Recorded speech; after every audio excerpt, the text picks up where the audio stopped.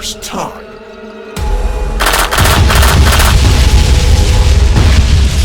Welcome to the month of October, where the rookie critic is going to watch some horror films he has not seen for the first time.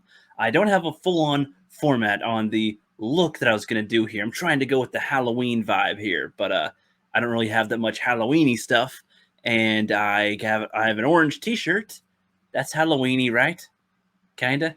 I might add something in the background at some point, like a pumpkin, maybe a light or something. I have no idea to make it in the vibe of Halloween stuff, I suppose, for once, because I don't really do that too often. I'll try that out this year. I'll try to be festive or something.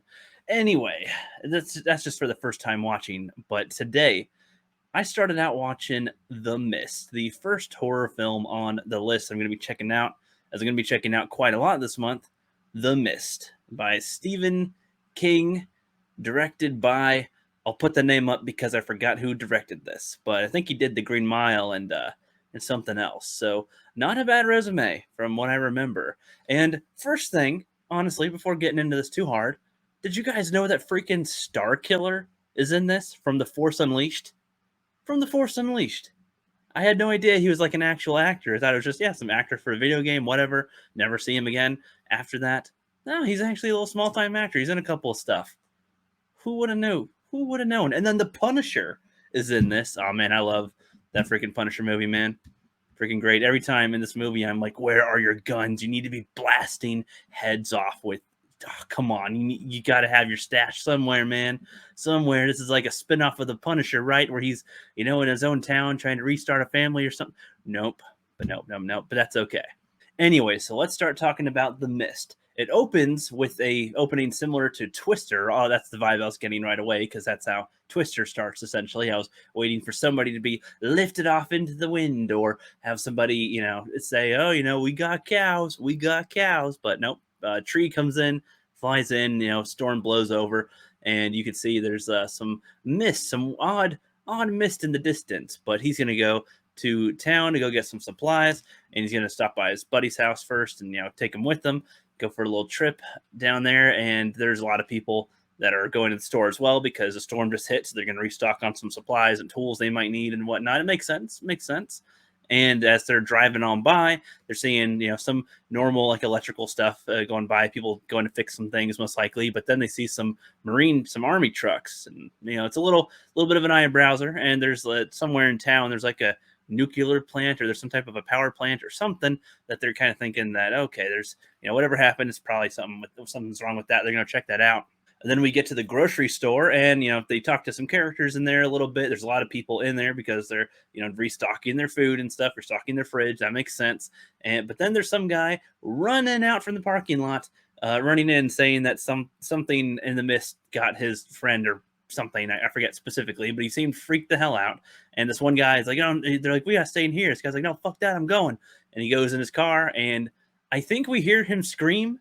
Like, I think we hear some screams. I don't remember. I was a little distracted slightly at that point, so I don't remember if he screamed or not. But he definitely got swallowed up by it, and we never saw him again. And then this one lady was saying that she's got two of her kids at home. Well, like, one's an 8-year-old watching a younger kid, and she's like, I don't care about whatever with this. I'm going to leave. Is anybody going to help me? No, you're not. Well, I'm just going to go myself. So she does. The mist is like taking over the store, like around it, this point surrounded it, and she just walks into the mist, and they never see her again. I was expecting that we'd get some type of a scream, some sign that she got attacked, obviously, or she's running back going, no, this was a stupid idea. But nope, we don't see her for a while. And as we're starting to see some of the cast, man, freaking Zoloff is in this from the Captain America stuff. Did I just say Zoloff? Zola. Yes, the Punisher just goes and checks out the generator in the back, but there's a little tentacle monster that's trying to get in. A couple of the other people come back as well and are attacked. And this little, one of the bad boys, he's the one that gets grabbed, and there's not much they can do against this. And on top of that, the tentacles have like super sharp stuff as well. So a little tiny poke jab will get you from this little tentacle monster. And it's freaking Cthulhu practically. You're a giant squid outside. You have no idea what in the hell. This defies all knowledge that you would have at this point. So that sucks. That freaking sucks. and the bag boy ends up getting killed. Zoloff almost freaking chops his head off as he's trying to chop the tentacle, and then he gets tugged forward a bit, almost cuts his head. But nope, he just ends up getting dragged into the mist by the tentacle thing. They couldn't save him, the poor guy. And they're just all like, okay, what the fuck? The Punisher, before the last tentacle is able to slip out under, he's able to cut a little bit of it off, which was a smart idea. So you can at least have some type of evidence to prove what the hell just happened back there. Oddly enough, though, a lot of people in the store, like nobody else in the store, could hear them screaming, which I find kind of odd. Like they were in the back room, so there's some wall space, there's some distance space, and maybe the generator makes noise, but nobody hears the generator, so maybe it does dampen the sound quite a bit. But with all of them screaming at the same time in this building, like yelling, I think that somebody might have heard some muffled noises at least. That was somewhere nearby ish. They would have heard something, but apparently not. So they didn't hear all the cries of terror, but whatever. And they go out and try to convince everybody what just happened. And the neighbor dude is really not believing this. He's a lawyer, and he's like, fuck this shit. You guys are doing some type of a weird joke. You guys are all locals in this town and doing something. You're taking advantage of the situation, and it's just being ridiculous. That's what he's thinking pretty much. And there's also like a religious nut job in this. I'm just calling her that because she ends up being quite the nut job in the film. So, what are you gonna say here? There's quite a bit of the film where it's pretty slow where some of the things are happening. So I wasn't catching every single detail that was being spoken about. If I were to watch this again, I'd probably pick up on some more hints or more stuff that was going on in there. But the guy and a couple others are gonna go and leave. They're gonna try to go get a truck and just get out of here. They think it's a full-on natural disaster, or maybe it's caused by something, but it's not like supernatural. He's like, that is definitely not it. But they agree to take a piece of rope to them, and they'll just lead out. And he's like, "Well, know that you guys at least made it 300 feet out, and that you're okay. And we can tug you back if anything or something." And they go walking, and it's going good, until something grabs hold of the rope. And I was so glad that they had this detail in the film. Like, the rope is being pulled as they're trying to hold on to it and slipping through their fingers. And, this old lady is smart. She, gives them a towel or gives them an apron or something to put over his hands to hold the rope, because you could have freaking rope burn. And Zoloff is, grabbing his apron to hold onto the rope as well so it doesn't burn his fingers. It's a small detail that I feel like could get forgotten a lot in some films. And so I'm glad that they noted that. Very good. Everybody sees the blood on the rope as they pulled in, or just like, holy shit. The religious woman is like, God is a vengeful one. He sent things down here. There are sinners, and it's the end of times, and blah, blah, blah, blah. Oh, yes. Oh, yeah. Oh, my favorite character in this film. No, Zoloff is my favorite character in this one, not that bitch right here. Oof, man, just talking about it. So this is the first time I'm actually doing a reaction after I watched it, instead of waiting a few weeks or a few days or something to do my reaction. I literally just watched it an hour ago. So this is all nice and fresh in my head right now, so I can actually remember a lot of the things that happened in it in the correct order as well. The people now definitely believe that there is something going on out there, as when he pulled the rope back, not only was there blood on the rope, there was the severed body. There was literally just the legs and the bottom half of the torso right there. So yeah, something ate him out there. The mist ain't your friendly thing. So they attempt to board up the windows with manure and dog food or something, which makes sense. I mean, you have your whole wall and structure, and then you have just one whole side that's just full of very breakable glass. How reassuring. So rather than just doing nothing, they're trying to somewhat fortify their defenses a little bit, even if it would pretty much amount to nothing. It's at least you're doing something. You feel useful. You're in a panic situation. You're trying to do something. That makes enough sense. A lot of people are feeling a lot of different feelings throughout this film, and are almost picking little sides and tribes. To me, I call it the doers, like people that are taking action, and the people that are scared and end up listening to the religious girl essentially. And okay, she's freaking them the hell out, and is all the stuff she's preaching, and all you gotta do is join me with this, and be against them. And then we get to nightfall, and the little bugs start coming onto the window. And I was, again, proud of this, especially in a horror film, where instead of having the music accompanying the bugs going onto the glass. It was a small jump scare, but it wasn't like, like done, a done. Like every single thing in the It movies and the new ones, every single time something comes onto screen, it's accompanied by a musical cue of some kind, unless it's something in the background that you're not sure that we're supposed to even notice yet. You might notice it move, but it's been there the whole time. That's the only time it's not there. Anyway, so these bugs, they have all these lights set up so they can try to see outside, trying to see how far they can look outside. And these bugs start coming toward the window, and it seems like they're attracted to the light. Of course, bugs in general are attracted to the light. Lots of different types go toward light. So yeah, and then there's these, I'm just going to call them pterodactyls, that start attacking the bugs, which kind of confuses me on the dynamic of the mist. Like, is there a full-on ecosystem in here that is, different hierarchies of animals and of bugs and things that either attack each other constantly because they're eating the bugs? Like, I don't fully understand that, and how the mist seems to travel. Is the mist conscious? I don't know.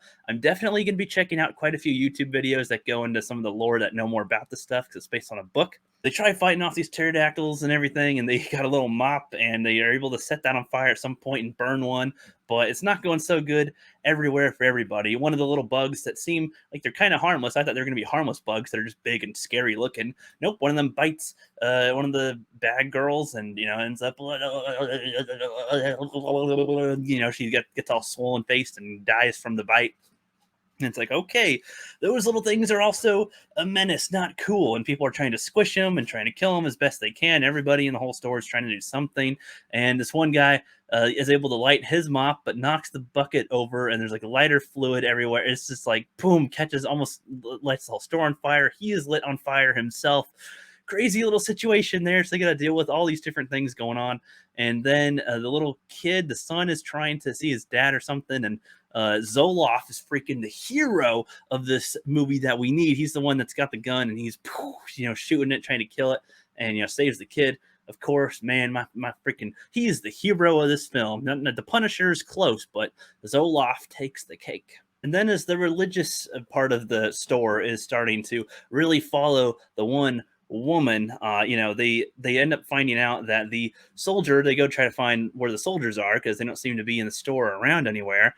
And they go find Starkiller, and Starkiller is like, oh yeah, they're probably in the back, by the where the tentacle monster attacked in the first place. And they go see him, and they have hung themselves. They feel quite guilty for all the stuff that has happened, and it turns out that they knew a little bit about some of the stuff that was going on, that the government was trying to open gateways to other places, that there's other dimensions or whatever. And the religious people see this, and they're like, oh yeah, you have opened the gates, maybe opened a door to hell, essentially, not a window, but a door to hell, and it's all your fault. He's like, he's just a private in this. He's not a high ranking anything. And so he's blaming other people. They literally stab him and are cheering and toss him out to be sacrificed, essentially.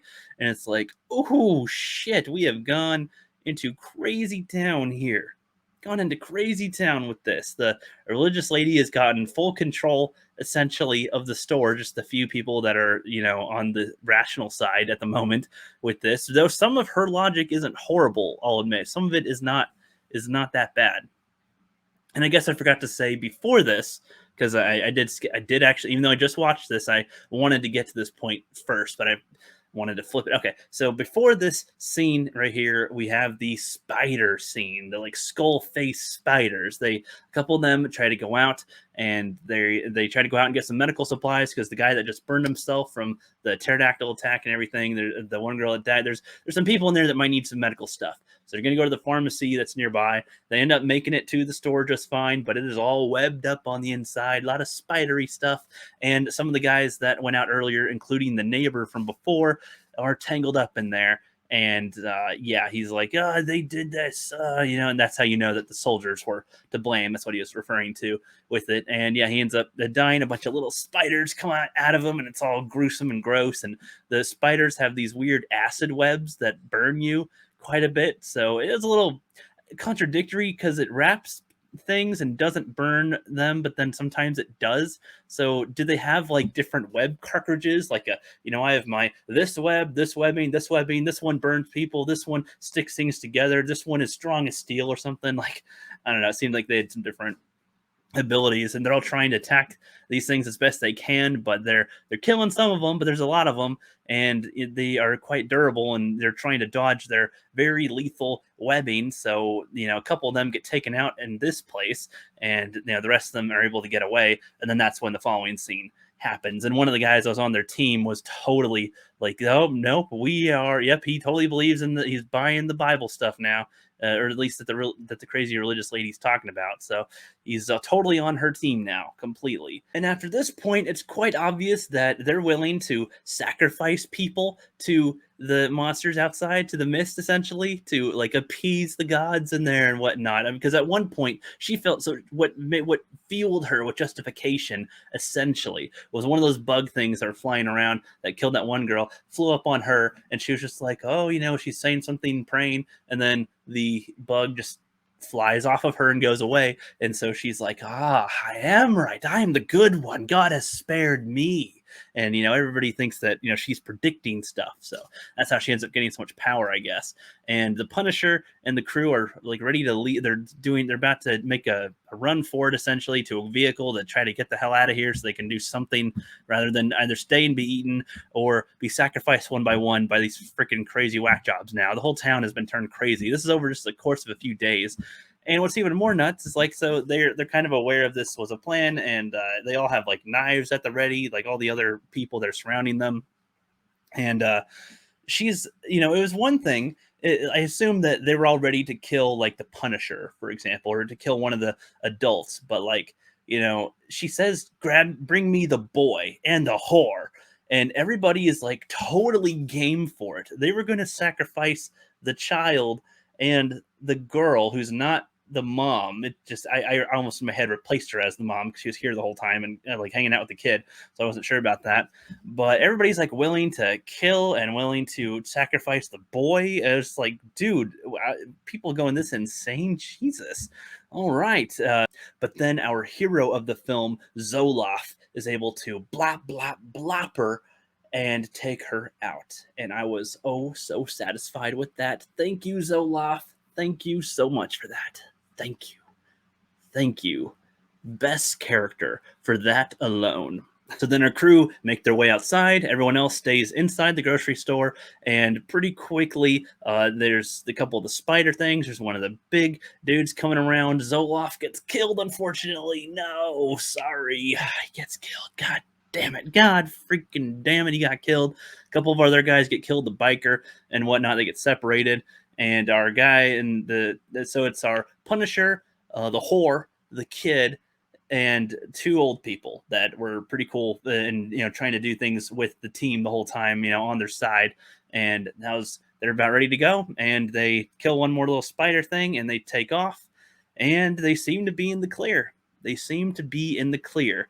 They go as far as going back to his own house, to the Punisher's house, and he sees that his wife is dead, that she's been strung up by the spider things or something. It looked kind of odd, so I assume that's what that was, though, was the imagery. Just drive on until they run out of gas, and they hear some creatures around, and so they just kind of all look at each other. The Punisher and the adults are looking at each other, the kid's asleep, and they're just kind of thinking, obviously, like, do we want to die a horrible death like everybody else has, or how much bullets are left in the gun? Now there's 4 bullets, but 5 people, including the kid. And it's like, well, he's like, the Punisher's like, I'll figure something out, and just points the gun at the kid.